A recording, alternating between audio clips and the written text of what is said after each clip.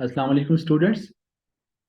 आज के लेक्चर में हमने square root of algebraic expression को डिस्कस करना है and this is one of the most important topic.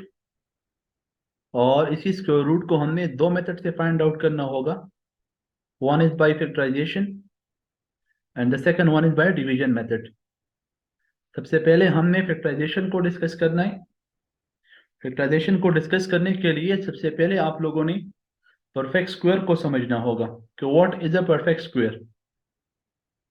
Perfect square को समझने के लिए मैं यहाँ पर नंबर में आप लोगों को एक एग्जांपल दे देता हूँ कि लेट्स फोर। फोर को हम लिखवा सकते हैं 2 × 2। इसी से आप लोगों ने इस परफेक्ट स्क्वायर का आइडिया समझ लेना होगा कि what is a perfect square. तो परफेक्ट स्क्वायर बेसिकली हमारे पास जब हम किसी भी नंबर को या किसी भी एक्सप्रेशन को प्रोडक्ट फॉर्म में कन्वर्ट करें, लेकिन वो प्रोडक्ट आप लोगों के पास दोनों नंबर सेम होने चाहिए। ऐसा ना हो कि डिफरेंट हो। जब डिफरेंट होगा तो आप लोगों के पास फिर परफेक्ट स्क्वायर नहीं बनाएगा। जैसे हमने यहाँ पर लिखवा दिया फोर, तो फोर को हम लिखवा सकते हैं 2 × 2। अब इसको हमने प्रोडक्ट फॉर्म में तो एक्सप्रेस करवा दिया है, लेकिन एक्सप्रेस करवाने के बाद हम यहाँ पर ये चीज भी देख रहे हैं कि दोनों नंबर हमारे पास सेम है, तो हम इसको लिखवा सकते हैं 2 स्क्वायर। तो देखिए, फोर हमारे पास बन गया, एक परफेक्ट स्क्वायर बन गया। इसी तरह हमारे पास 9 है, तो हम 9 को लिखवा सकते हैं 3 × 3 कि उसी गिवन नंबर को या उसी गिवन एक्सप्रेशन को प्रोडक्ट फॉर्म में कन्वर्ट करना, लेकिन वो प्रोडक्ट आप लोगों के पास जो दो नंबर होंगे वो सेम होने चाहिए आपके पास। तो हम इसको लिखवा सकते हैं 3 स्क्वायर। इसी तरह हमारे पास 16 है, तो हम इसको लिख सकते हैं 4 × 4, तो ये बन जाएगा 4 स्क्वायर।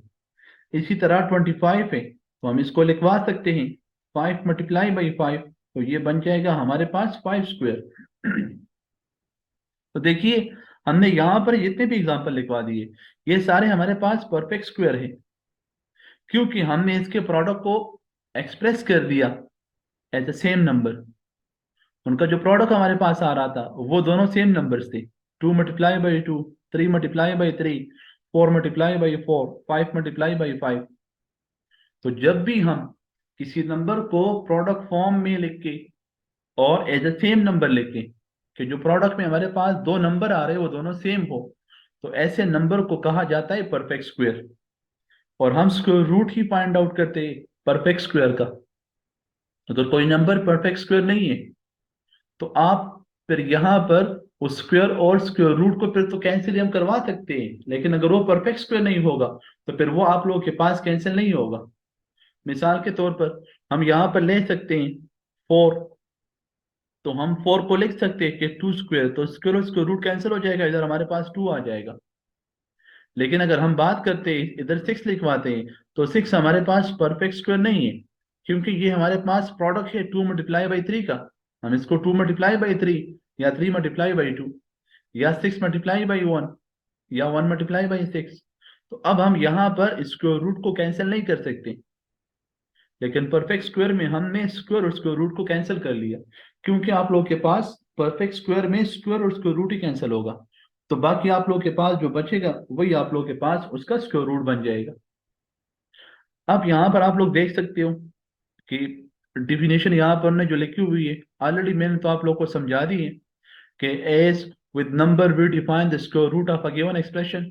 अगर हमारे पास एक गिवन एक्सप्रेशन है, लेट्स सपोज p(x), तो हमने इसको एक्सप्रेशन को q(x) as another expression q(x) such that कि जो p(x) है हमने इसको प्रोडक्ट फॉर्म में लिखवा दिया q(x) मल्टीप्लाई बाई q(x). मैं पहले आप लोगों को बता चुका हूं कि परफेक्ट स्क्वायर में आप लोग उसी एक्सप्रेशन को या उसी नंबर को प्रोडक्ट फॉर्म में कन्वर्ट करते हो, लेकिन वो प्रोडक्ट आप लोगों के पास सेम नंबर का होना चाहिए। सेम नंबर मीन कि आप जिन दो नंबर्स को मल्टीप्लाई करवा रहे हो वो दोनों सेम हो। जैसे 2 × 2, 3 × 3, 4 × 4, 5 × 5। इसी तरह हमारे पास और भी बहुत सारे एग्जाम्पल हैं। अब हम फैक्टराइजेशन की मदद से इस एक्सप्रेशन को फैक्टराइज करेंगे और उसके बाद उसका स्क्वायर रूट फाइंड करेंगे। तो इसको हम दो मेथड से हल करवा सकते हैं, एक बाई फार्मूला, और वो फार्मूला आप लोग के पास है a माइनस बी का होल स्क्वायर, और एक इसको हम हल कर सकते हैं by mid term break method. तो मिड टर्म ब्रैक मेथड यहाँ पर हो चुका है, ये आप लोगों के लिए मैं करवा दूंगा बाई फार्मूला। तो फार्मूला की मदद से आप लोग के लिए ये और भी समझ में आ जाएगा कि किस तरह हमने इसको फैक्टराइज किया और उसके बाद हमने इसका स्क्वायर रूट फाइंड आउट किया। अब यहाँ पर देखिए, तो ये हमारे पास जो नंबर आया हुआ है 4x², हम इस टर्म को लिखवा सकते हैं 2x का होल स्क्वायर। इसी तरह ये 9 भी हमारे पास एक परफेक्ट स्क्वायर है, हम इसको लिखवा सकते हैं 3 का होल स्क्वायर।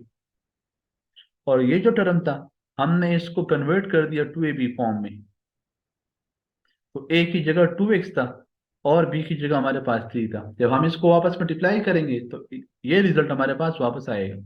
तो ये टर्म a की जगह आ गया और ये टर्म b की जगह, तो ये बन जाएगा हमारे पास 2x माइनस 3 का होल स्क्वायर, और इसके बाद हम इसका स्क्वायर रूट लेंगे। अब यहां पर भी आप लोग देख सकते हो, ऐसे दो नंबर हमने फाइंड आउट करने हैं, जिसको ऐड करें तो -12 आ जाए, और अगर मल्टीप्लाई करें तो 9 4 36 आना चाहिए। तो वो आपके पास 6 और 6 ही होगा। जब -6 और -6 को ऐड करोगे तो -12x आ जाएगा आप लोगों के पास, और मल्टीप्लाई करोगे 36 आ जाएगा। अब यहाँ पर देखिए, इधर से 2x कॉमन किया और यहाँ से -3 कॉमन किया, तो 2x माइनस 3 तो 2x माइनस 3, और इसको हम लिखवा सकते हैं 2x माइनस 3 का होल स्क्वायर।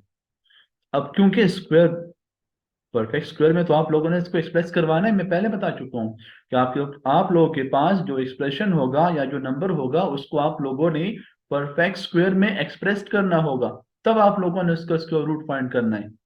अगर आप लोग उसको परफेक्ट स्क्वायर में एक्सप्रेस नहीं करोगे तो फिर स्क्वायर रूट फाइंड करना आप लोग के लिए मुश्किल होगा। तो इसी वजह से हमने इसको कन्वर्ट कर दिया परफेक्ट स्क्वायर में, और इसके बाद जब स्क्वायर रूट लेंगे तो स्क्वायर रूट कैंसिल हो जाएगा, और इसके साथ आप आ जाएगा प्लस और माइनस आ जाएगा, पॉजिटिव एंड नेगेटिव। और ये ऑलरेडी आप लोगों को मैं बता चुका हूँ कि why we are taking positive and negative. इसी तरह हमारे पास एक और एग्जांपल है, एग्जांपल नंबर 2। और एग्जांपल 2 में भी हमारे पास जो क्वेश्चन है इसको भी आप लोग इजीली हल कर सकते हो। यहाँ पर हमारे पास 38 है, इस 38 को हम लिखवा सकते हैं 2 प्लस 36, क्योंकि 38 हमारे पास परफेक्ट स्क्वायर नहीं है। तो अब यहाँ पर देखिए, ये एक फार्मूला बन गया आप लोगों के पास, a² plus b² plus 2ab। इधर ये 2 के साथ बेसिकली a और b तो मौजूद है, लेकिन ये कैंसिल हो सकता है हमारे पास, क्योंकि x और x कैंसिल होगा तो सिर्फ 2 ही बचेगा आप लोगों के पास। और ये फार्मूले हम चैप्टर नंबर 4 में काफी डिटेल से डिस्कस कर चुके हैं। इन्होंने लिखा हुआ है कि एडिंग एंड सब्ट्रैक्टिंग 2, तो ये भी एक तरीका है आप लोगों के पास कि आप लोग यहाँ पर 2 को प्लस करो और माइनस करो। तो जब प्लस होगा तो ये यहाँ पर लिखवा दिया, और जब 38 से माइनस होगा तो 36 रह जाएगा। तो बजाय इसके आप लोग इसको ऐसे भी लिखवा सकते हो कि 2 प्लस 36, तो वापस 38 उससे आ सकते हैं हमारे पास। तो ये बन जाएगा a प्लस बी का होल स्क्वायर, a की जगह x था और b की जगह 1/x था।